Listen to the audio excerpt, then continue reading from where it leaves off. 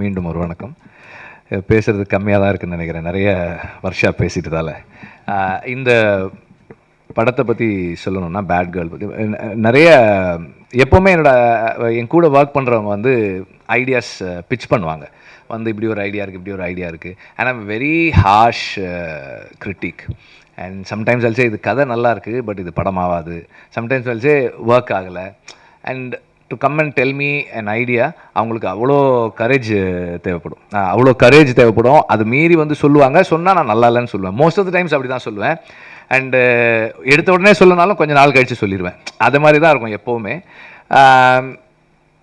வர்ஷா வந்து அதுக்கு முன்னாடி 2-3 ஐடியாஸ் சொல்லிவிட்டு, இந்த ஐடியா சொல்லும்போதே she had one thing added to it. இந்த மாதிரி இது நாங்கள் செட் பண்ணிட்டோம், project is set, Amazon is doing it sir. ஒரு ப்ரொடக்ஷன் ஹவுஸ் தான் கேட்குறாங்க அப்படின்னு தான் வந்தது. ஸோ இந்த படத்துக்குள்ளே வந்து கடைசியாக வந்தது நான் தான்.